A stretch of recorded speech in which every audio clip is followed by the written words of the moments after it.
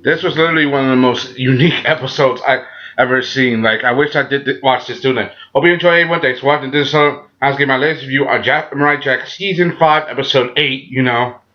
Oh, and the surprise at the end. The fact that they actually did it. And they've been speculating this for a while. Really encouraging it. Giving us more throughout the episode. It was pretty obvious, that it was gonna happen, and from what we saw, it's about Jack and Ashi and their relationship and how it moved forward, I really enjoyed it. Anyway, start let's start with the story. Like, for example, we open up, we get to see this big giant triangle looking thing that's in space, it's most likely a ship, It was in space, but then it got knocked off course because of some meteor, and meteors, it knocked it off course, It just knocked it off course, and eventually it made its way to Earth, and it landed, and then in the desert, later we get to go see Jack and Ashi again. Remember, Ashi has never been traveling before, traveling, and never seen like a market, where Jack is just showing her around, get to see the flea market and all that stuff, how they tried this bizarre food-looking thing, and we get to see them try to see Jack.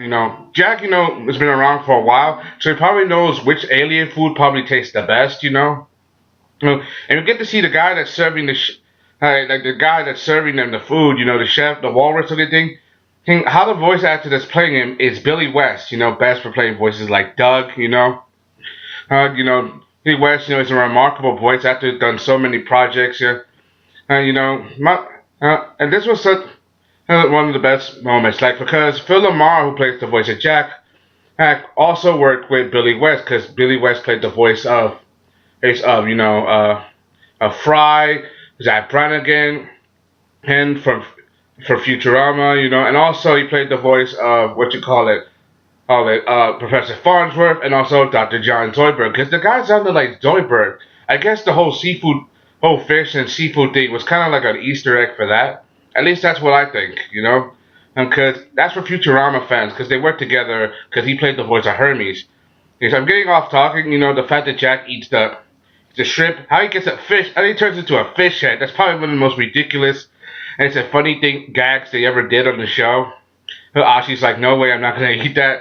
And, she's probably going to try something else, And the chef guy says something about women, And, eventually it gets on this giant ride, this giant camel ride, where these all kinds of green tiger men looking thing, Like green tigers, kind of like how we saw the wolf way back then in the beginning of the series, lone wolf like Jack. We haven't seen the wolf again, seeing these guys, seeing them just together, with these guys as they travel together, and then we get to see the awkwardness, and it's kind of cute between Ashi and Jack, how they both try to grab onto the same pole as they move, and how they comfort each other, how awkward they get. It's really looming into their relationship when you see this, I really enjoyed how they handled it. However, they notice that things are out of place. They notice that there are certain, like, tiger men who have these letters on their shirts.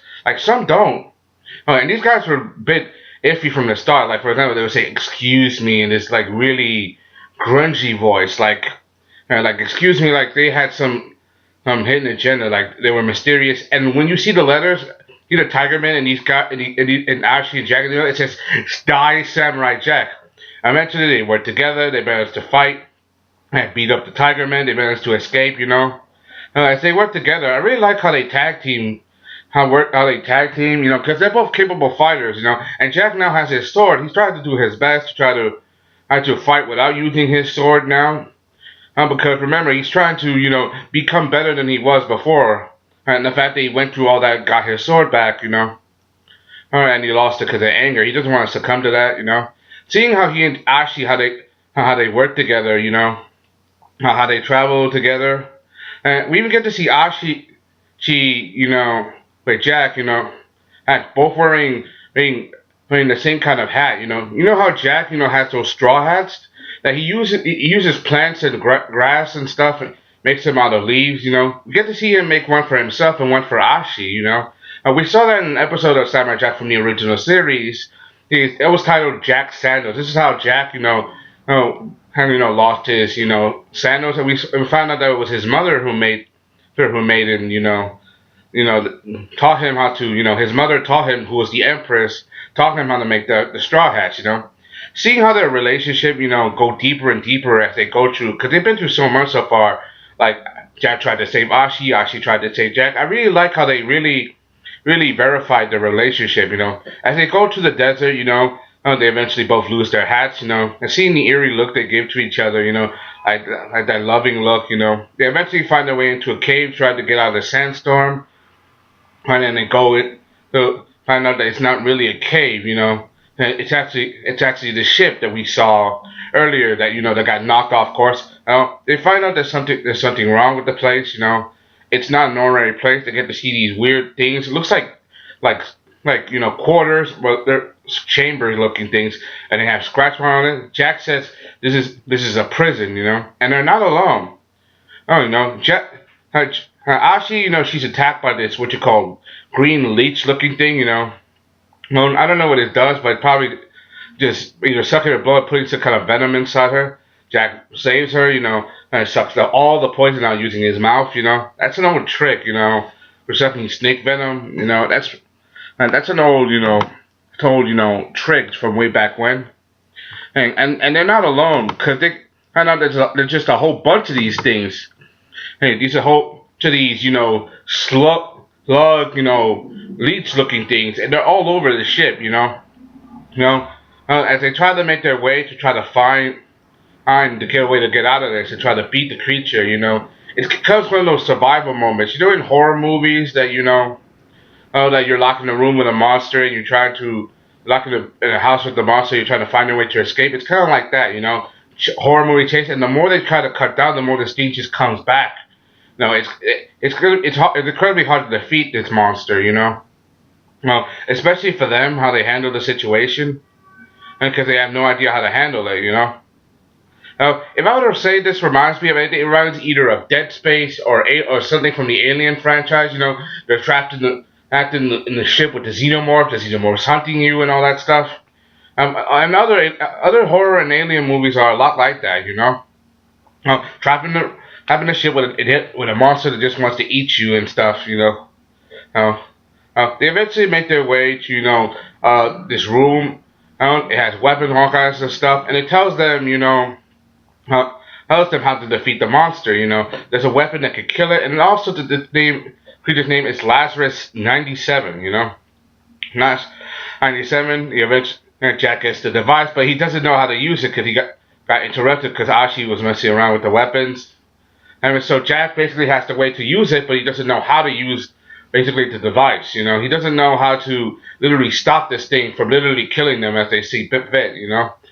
Seeing this, how they go through this is literally a life or death struggle. How they try to work this thing, because neither of them know how to operate it. How they eventually they keep fighting. They do their best. How Ashi had all these things crawling on them. How she slices them all up, but doing so rips off her clothes. Jack is stunned. Seeing her naked. Remember, she doesn't know about personal space and nudity issues. Seeing Jack, he doesn't want to see her naked like that, because he was surprised. Jack is a respectable guy. He gives her his gi, his samurai cloak. Does her best. Had them, and seeing Ashi, handle those weapons. Those double the other and the double end, the sword and the shield. See how they both go through this. This is literally a life or death struggle. Them and being mounted by all these creatures at once, and this creature becoming this big blob. It makes a face, but it doesn't. It doesn't communicate. It's just mindless, and it just wants to kill them. And it's not even saying reason why. It just keeps doing it and doing it and doing it. Eventually, they get the device where both are being consumed by the creature. And all its other tiny parts. They eventually activate the device. It literally shocks them and the creature. All the creatures literally die.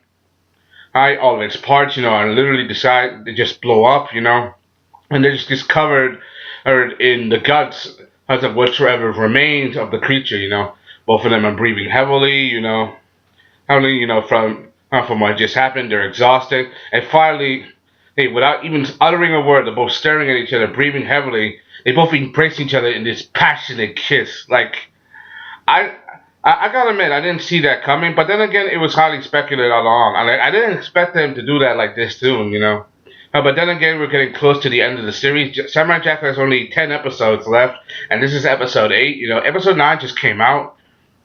So there's this, seeing this, how Jack and Ashi, move forward with their relationship. I mean, they've been through a lot together now. I don't know, now they fought for each other. So it's not really what you call too surprising, and there's been a lot of people that's been speculating about this, about their relationship. What is their relationship? Is Jack Ashi's father? Or who is Ashi's father? Are they gonna hook up? And now we got a definitive answer. This was a good episode so far. It didn't have much dialogue, or whatever, or what you call it. It didn't give us what you call too many dialogues. It just focused mostly on Jack and Ashi's relationship and how they work with each other, and seeing how their relationship so grown. I mean, they've been through a lot together, so so it's really not that bad, I mean, Jack has been alone virtually his whole life, and finally he found someone with his life. And together, hopefully together, Jack will eventually defeat Aku and return to the past with Ashi as his wife, and have a happy life. Have a happy life and be free of Aku, for all time, That's just, and this is just episode 8. There's like 2 episodes left before the series is done, And I can't wait to see how they handle the situation, how they handle the series. For me, I give it, an A+. I really enjoyed the episode because it showed how they handle each other. Because it was what you call very alien survival. Them expressing their feelings after going through such a ordeal together. It's typical character development, Anyway, that's all I gotta say. Hope you date. That's why the comments. Thank you. This is Sellavin Adams. And this is my last review on Samurai Jack Season 5, Episode 8. Sorry if it sounds sucky, if the video sounds sucky, you have my apologies. I'm just trying to do this as best I can. Bye.